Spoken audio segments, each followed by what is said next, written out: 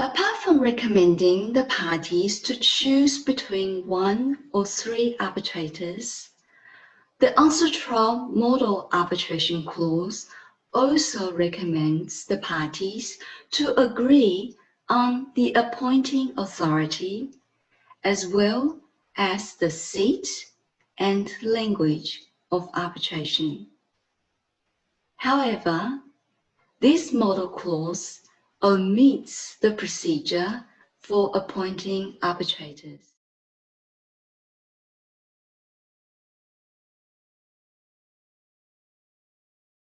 I want to discuss about the method of conducting the case management conference.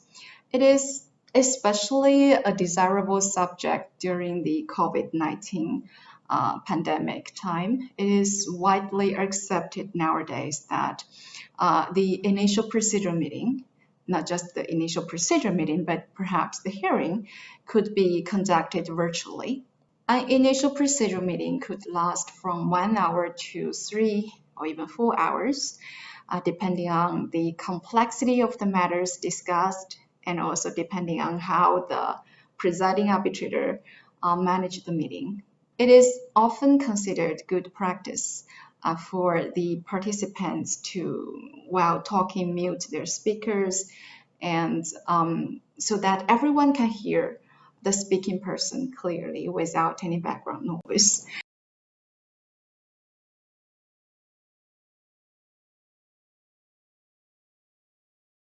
So now that I've set up a framework explaining to you that the adjudication can be to settle just payment claims or all the disputes.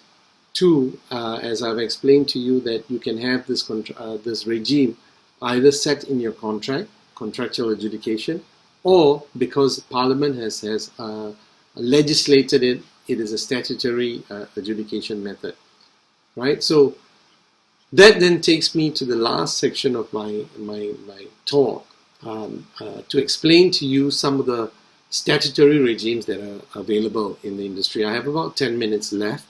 I will start with some of the regimes that are closest to the region, where essentially Singapore and Malaysia, and then if time permits, go on to explain the historical background where it came from, the United Kingdom and Australia.